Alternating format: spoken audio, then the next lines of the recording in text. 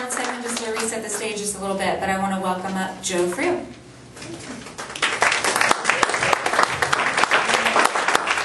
Thank you.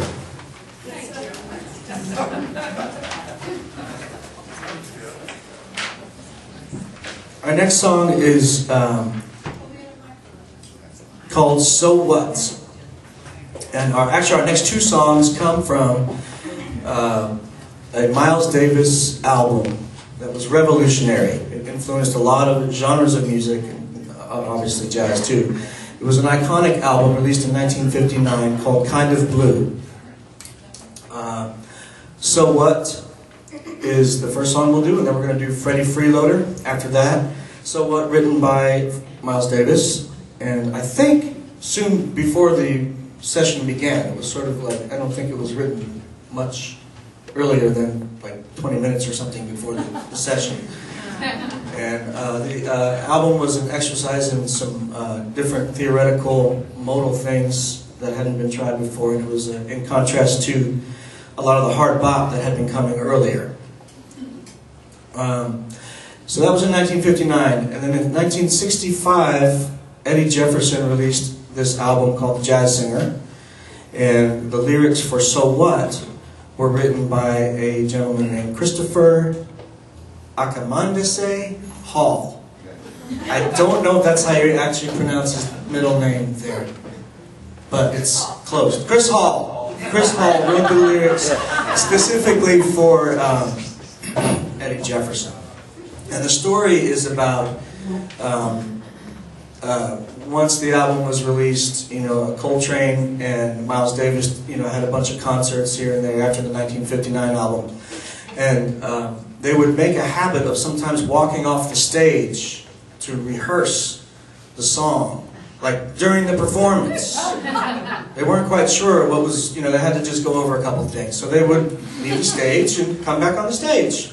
But people took it all different ways. They got kind of upset. They thought, what are they doing? Why are they doing that? We paid for this, whatever, performance, and they, walking off the stage. What's up with that? They thought they were. Rehearse right now? So, we all do that once in a while. You know what I'm saying? We all do that. No, we don't need to do that, Monica. We don't need to do that. But anyway, so what?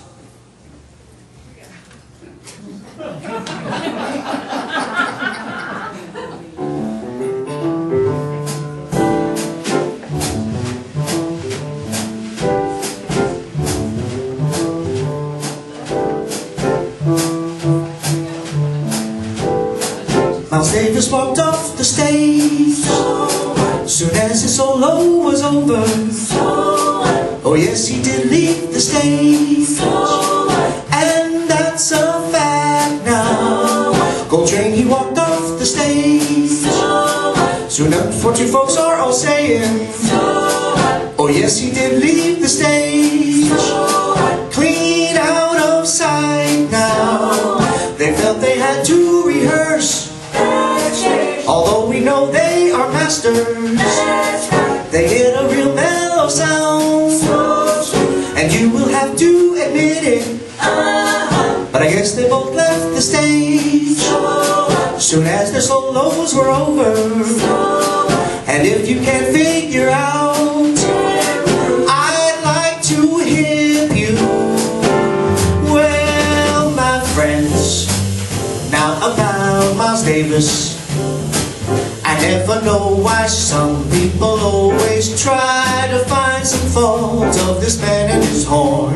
And when they go to wherever he is playing, they seem to go to see whether he is going to tend to business.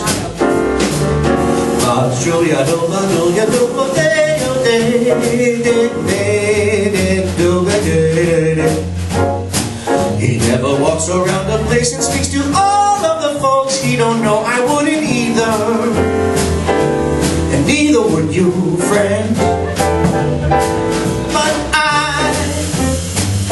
know he is friendly. I do. The rest of you should too. Oh yes, we dig his beautiful soul, and we love And there's another thing now about the clothes he wears. I am sure his style is in the future. He's so cool, the fit of his clothes is perfect.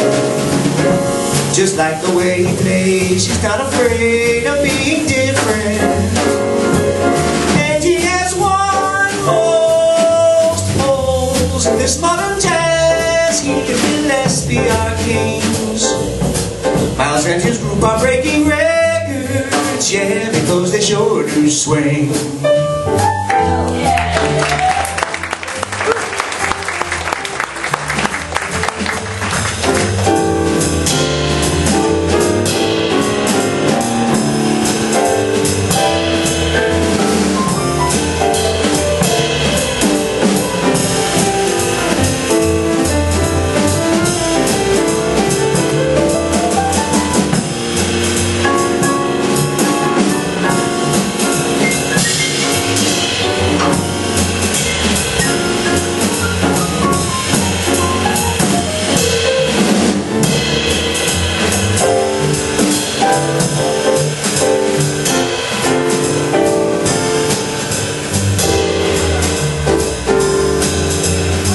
Miles Davis walked off the stage soon as his solo was over.